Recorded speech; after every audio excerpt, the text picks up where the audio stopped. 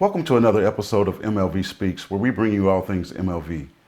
We bring you business owners, events, people who uplift our communities, and politicians. I'm your host, Terrell Wright of Metroplex Mobile Studio, and I'm excited to bring you inspiring information. Give me your undivided attention for the next 30 minutes as I talk to our guest for the day. Our guest for today is an attorney, born in Highland, Illinois, with a BS in Finance from Illinois State University, a JD from St. Louis University School of Law. He's married, has 2 children, and he also serves as the Assistant Majority Leader in the state of Illinois. Ladies and gentlemen, help me welcome State Representative Jay Hoffman to our show. Welcome to the show, sir. How are you? Well, thanks for having me, Terrell. I really appreciate it.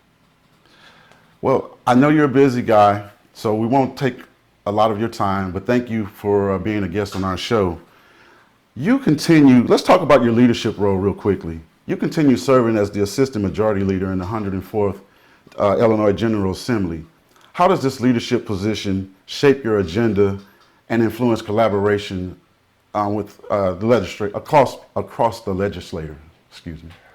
Well, that's okay. I'm lucky enough to be an Assistant Majority Leader, and what that means is I'm part of the leadership team of the Speaker, and I've been in that position, I guess, for nearly a decade now. And in that position, you're able to help set the agenda for the legislative process, making sure that the agenda is such that it helps people, helps working families, helps people who need it most, provides for educational opportunities for all, and makes sure that we, in the Metro East, have a voice in Springfield. Many times you think that the state is run only by the city of Chicago, but that's not true. We have a large voice in the Illinois General Assembly, as well as the House and the Senate. So let's talk about that legislative longevity you have. Over your time serving, how has your perspective evolved, and how do you leverage institutional memory to benefit your constituents in the 113th district? Well, I think when I first came into office, I was only 28 years old and thought I knew a lot, but there's a lot I didn't know. So what I did is I listened and learned. And over time, you begin to understand that Illinois is certainly a vast state. Whether you're a Republican or a Democrat, you try and have the best in mind for the people of Illinois, making sure that everyone has an opportunity.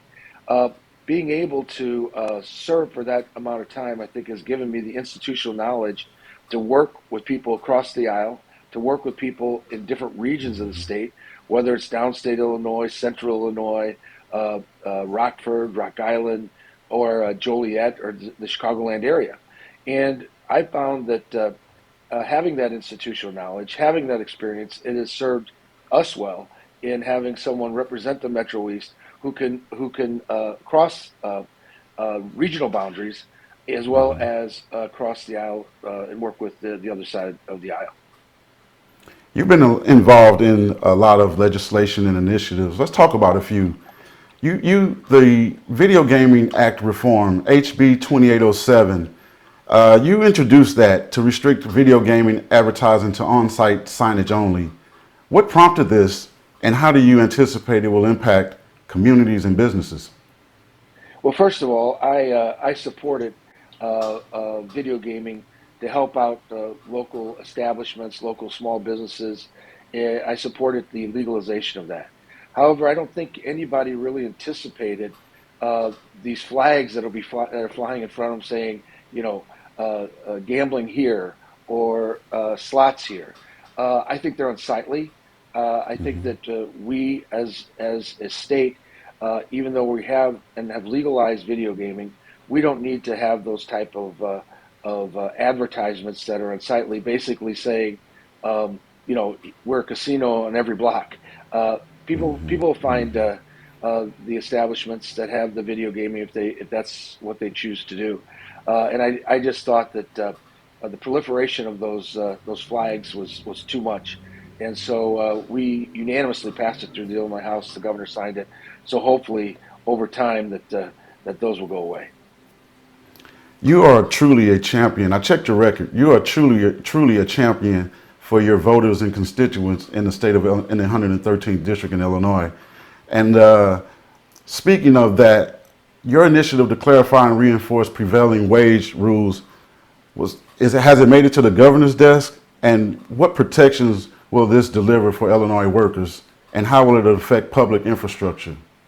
Well, that's a great question, Terrell. So, first of all, I got elected as a representative who represents working families, who has worked over the years very, very hard to make sure that when someone goes to work, that they get a fair wage, that they get benefits, that they make sure that Mm-hmm. they're able to raise children, feed their family, and enjoy leisure time as well.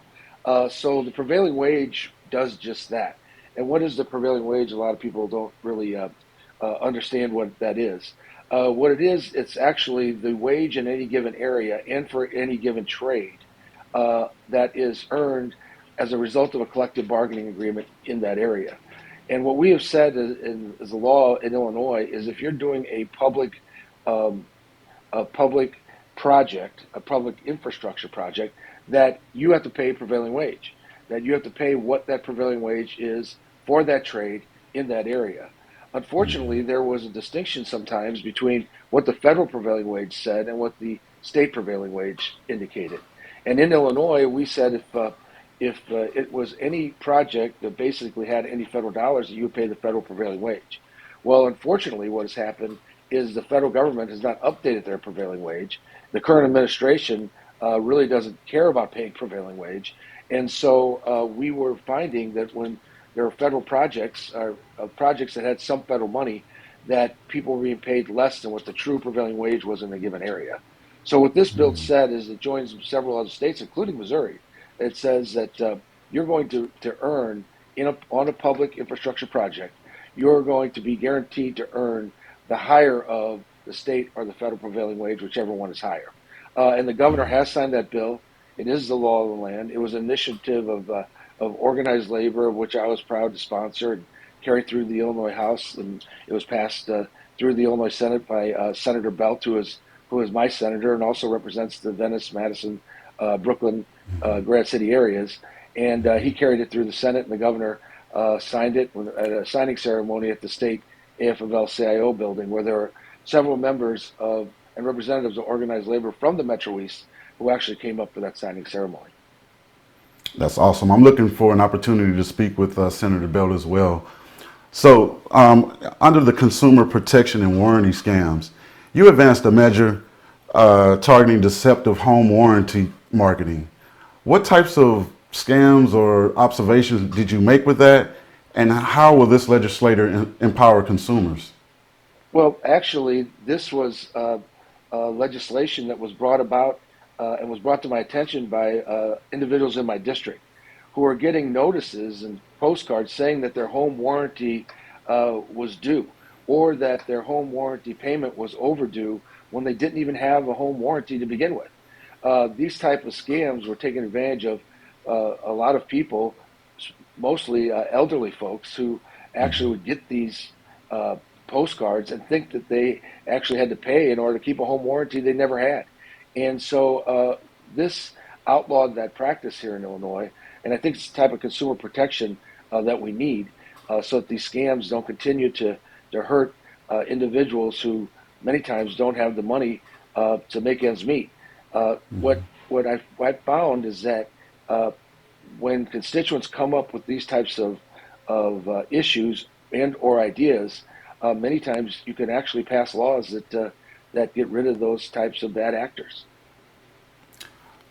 For those people who are still receiving or maybe receiving some sort of marketing materials about these home warranties, is there some place that you suggest they go to, or how do they, handle that?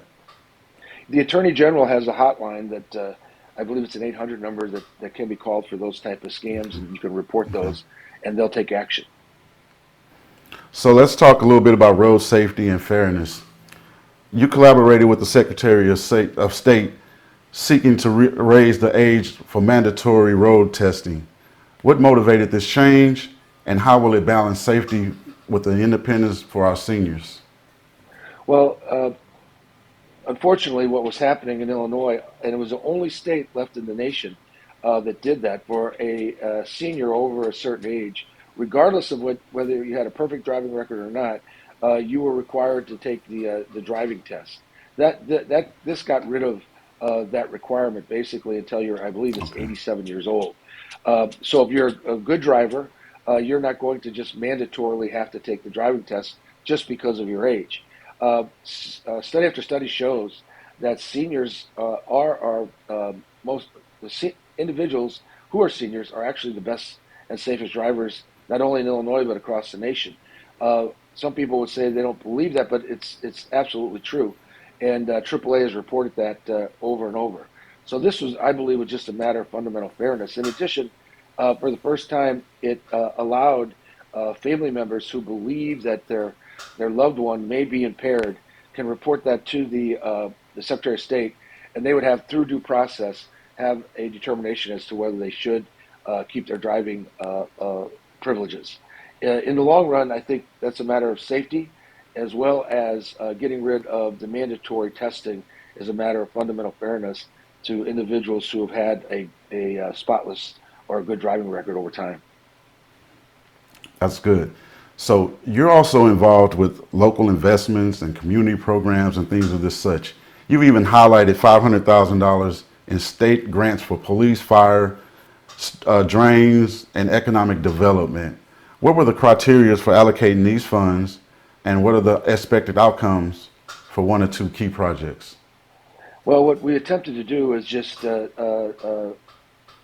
the money for fire protection, fire districts, as well as police departments evenly for the amount of money that was available through the grants. So these grants were to provide for equipment for fire protection districts, whether they're volunteer or otherwise, as well as police departments throughout the 113th district. I've also worked, very hard to come up with resources to provide other infrastructure improvements throughout the district. We just celebrated what I think was monumental day for the New Venice Elementary School, which was a $26 million new school that's going to serve the children of Venice, which I think is just fantastic. Senator Belt and I, as well as the governor, worked very hard to make that a reality. I was real happy to be able to be part of it. Also, the initiative of providing a grocery store in Venice is going to be great, and we've also, in order to do that, there needed to be some Bissell Street needed some upgrades, and that Mm-hmm. corridor we were able to get nearly $3 million to help do that. So I'm proud of those accomplishments, not only for Venice but throughout the entire district, whether it's Madison, Brooklyn, Belleville, Fairmont City, Swansea, or Shiloh, or O'Fallon. Those are these infrastructure improvements not only are needed for economic development, but for quality of life as well, and it puts individuals to work to build and complete these infrastructure projects. Well, one of the reasons why I reached out to you in your office is because the 113th district does include Venice, Madison, and Lovejoy, and you've been definitely boots on the ground, I guess I should say, Yeah. but you've been visible in those communities with the school board, the school being built, the grocery store, and things of this nature. So, that was a part of the reason I wanted to get you in front of the constituents and voters so that they can hear you specifically come out and say what the things that you've been a part of, so they'll know who their state representative is and who they should be voting for when that voting time comes. And thank you for that, because I am I'm from Venice. I went to Okay. Venice Elementary School, so the whole rebuilding thing is not only a good topic to cover, but it has a sentimental place with me as well. And thank you for that. So Well, let's talk about can I just say something about that real quick? sure, sure, So absolutely. I received a call from the Venice superintendent at the time, and then the school board, that the elementary school was basically being condemned, and there was no place for the children to go to school. I know that they temporarily went to another facility while the new school was being built, but this Hmm. had to happen, and I was lucky enough to work with Senator Belt, and I can't say enough about Senator Belt as a partner. We work together, and whatever we can do, whether he does it or I do it, we work together to make it a reality. Whether it's in Venice, Madison, or Brooklyn, or the entire Metro East area, it doesn't really matter to me if you live in Hmm. my district or it's a community in my district. Hmm. I'm very, very, I believe strongly in the Metro East area, what its community, what it does for its people, and Hmm. that's what I've kind of spent my life trying to represent. Your work shows. How are the new per capita library grants being used locally, and are there initiative programs or upgrades underway? Well, what happens is we provide funding to the Secretary of State for library grants, and then there's a formula whereby the individual libraries receive money, but there's also additional grants that can be applied for by the library systems. Uh, I worked with the Secretary of State, Alexei Janulius, to make sure that our area received its fair share of library grants. I think there's nothing as important than a public library, whether it's a public library now, books aren't really the thing, but it's providing access to the internet and computers. Now we're placing so much emphasis on not only learning in schools but learning outside the schools, and you have to have access to the internet and to computers to That's be true. able to do that. Our public libraries now are the conduit for doing that if an individual or a student, for whatever reason, can't afford it. Wow. You were definitely involved. You had a Mother's Day donation drive that delivered 240 pounds of essentials to food pantries. What inspired this initiative, and how do such efforts strengthen community resilience? Well, first of all, that of all the things you do, being able to do things like that as a state representative and provide those type of whether it was diapers or other types of clothing for young people.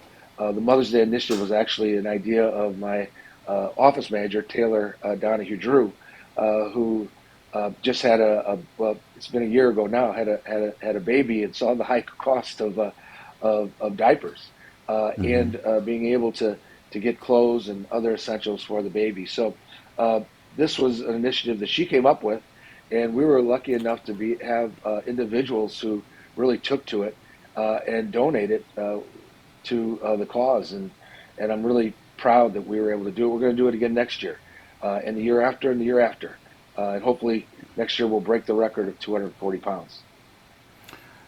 Illinois will go as its state leadership goes. So thanks for being a good leader in the state of Illinois. And with that mention of Taylor, I'll have to say, when I reached out to you in your office, she responded almost immediately. She asked me a few questions, told me that you would be excited about this interview, and here we are. So thank Yeah, you for having a good team surrounding you, because they responded immediately. Thank you, Taylor, for producing this uh, opportunity. Yeah. she's going to ask for a raise now. You know that. Well, She it sounds deserves like it. she's earned it. Yeah, Well, can I make one quick point on that?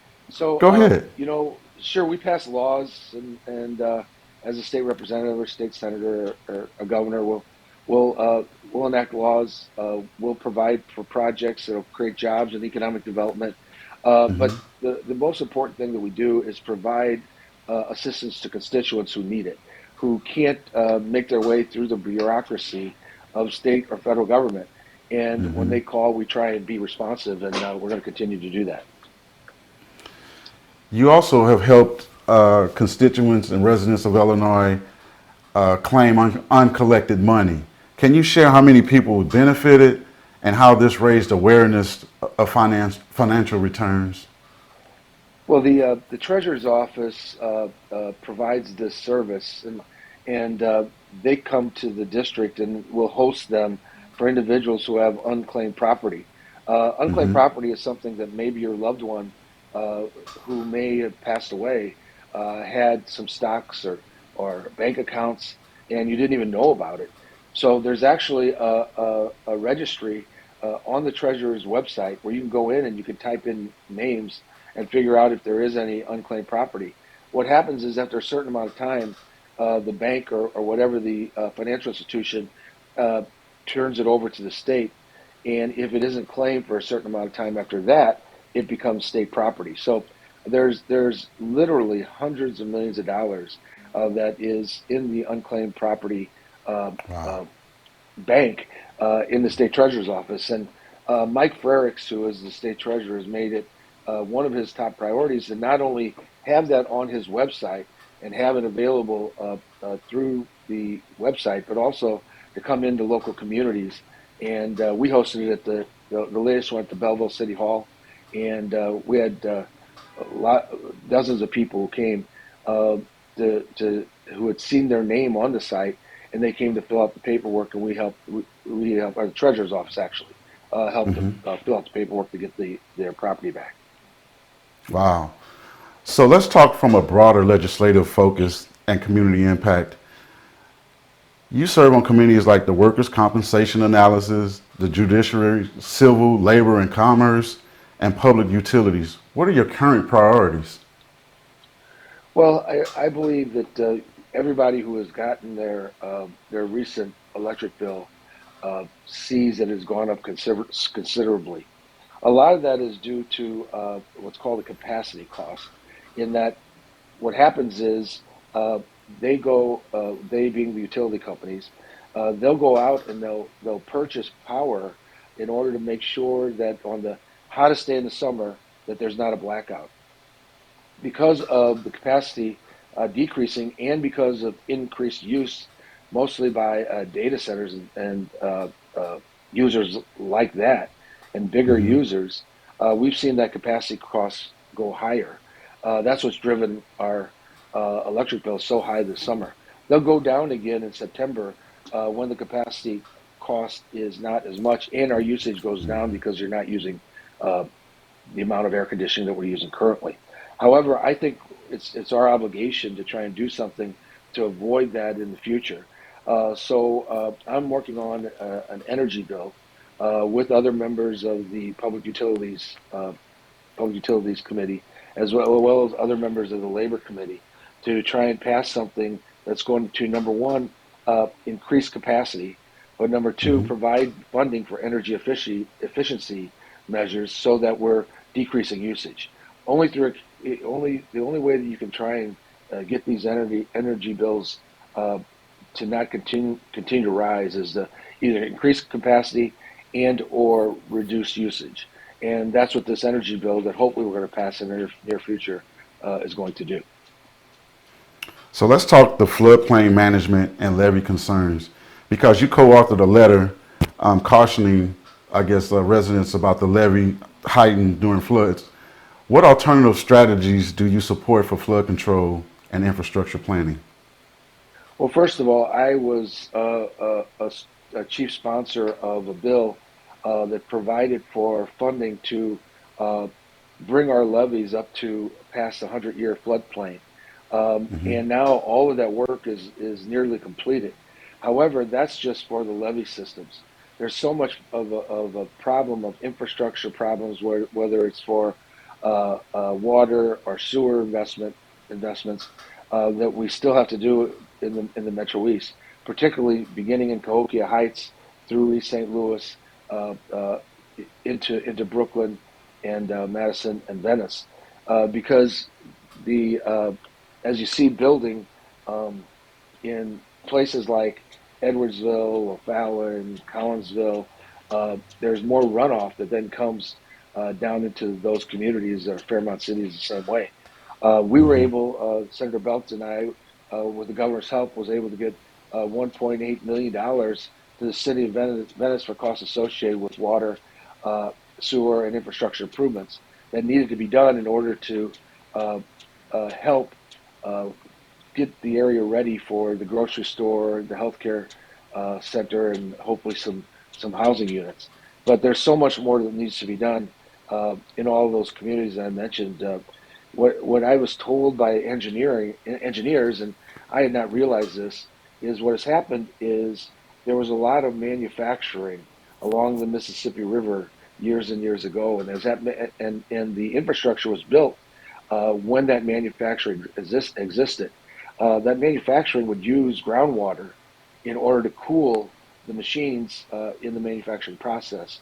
When those manufacture and then all the infrastructure was built at that water level, which was lower than what it is now. When the manufacturing has ceased to exist and they quit using that groundwater, the has risen and has caused problems for a lot of that sewer and water infrastructure. So we have worked with the federal government and the Corps of Engineers to come up with plans across the Metro East area long term to try and address those issues. It doesn't help folks who are experiencing problems today, but hopefully in the next 2 or 3 years, as the engineering is completed and as the construction is being completed, it's going to be addressed. Okay. So let's talk about home from the heartland a little bit. Your earlier book suggested clean energy and natural resources as economic drivers. How are today's policies reflecting that vision? Well, I think a lot of the things, the book that I wrote concerning, jobs, economic security, and clean energy using our own natural resources, whether it's corn to ethanol products or uh, using the solar or wind or water resources that we have here in Illinois. The problem is the sun doesn't always shine and the wind doesn't always blow, so you have to have all types of alternatives, whether it's geothermal alternatives or other types of clean alternatives, such as clean natural gas. So I wrote that book 15 years ago, uh, hoping that it would foster thought as we move forward with global warming.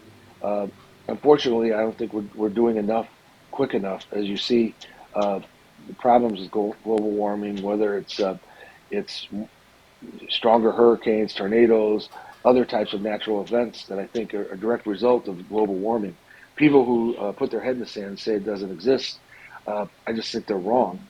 I'm not saying the sky is falling, but I'm just saying that we're going to have to address this, and that's why I've worked very hard on several energy bills as well as what's called carbon capture and sequestration legislation, where you can actually the technology now exists where you can actually capture the carbon emissions that come out of a fossil fuel plant, and you can take them and you can sequester them very deep within the earth, where it's not dangerous. In fact, it's very very safe. And Illinois has some of the best topography for that type of a sequestration, and so I hope that the bill that we passed nearly a year ago is going to result in not only cleaner air, but an industry that's going to create jobs and economic development in Illinois. So, those people who are interested in Hope from the Heartland, I mean, where do we find this book?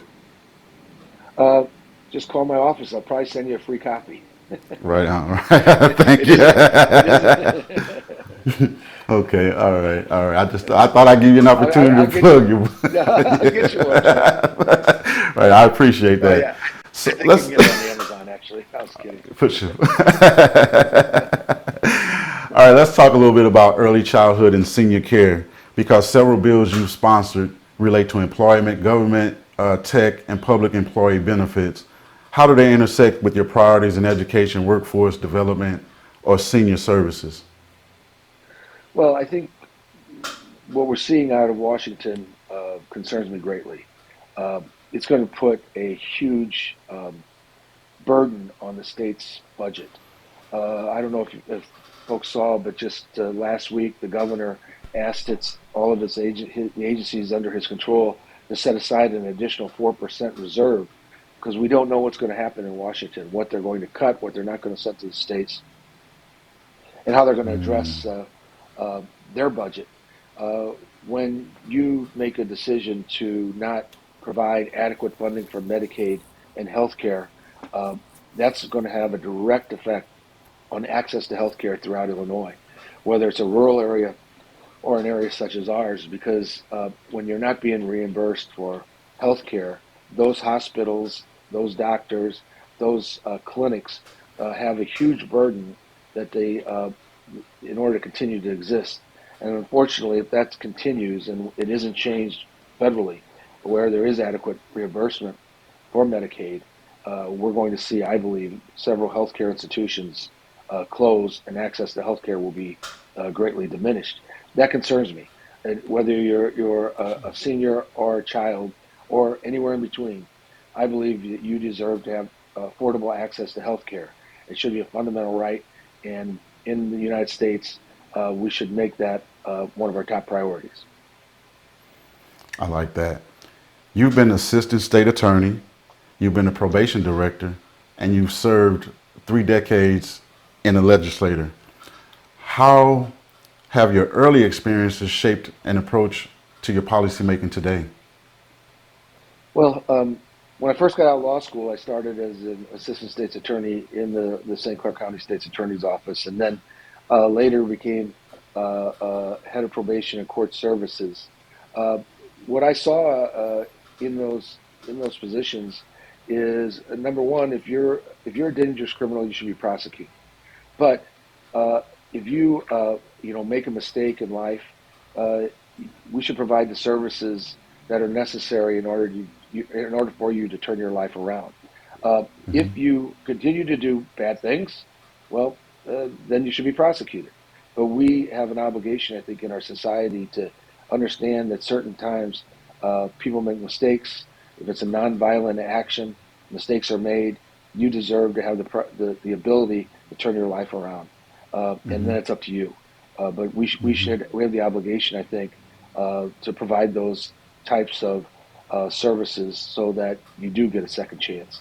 But if you're going to make the decision to not do that, even though you have those services, well, then you're going to have to face the consequences. Uh, any future plans slated for Lovejoy or Brooklyn, Illinois, or because they're in the process of trying to redevelop too. So are you in conversation with that community about doing some things as well? Right, and I think it's the types of things that we've done to help out Madison and Venice, we need to do for Brooklyn as well. I know that Brooklyn now has a new leadership with a new mayor, and I look forward to working with him to make sure that we do for Brooklyn what we've been able to do for Venice and Madison.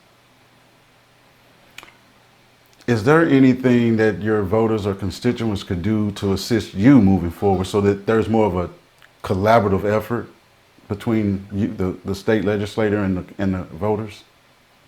Well, like we talked about earlier, I pride myself in constituent service and providing constituent service, but I also attempt to listen. And I think that in our society today, too many people are talking and not enough people are listening.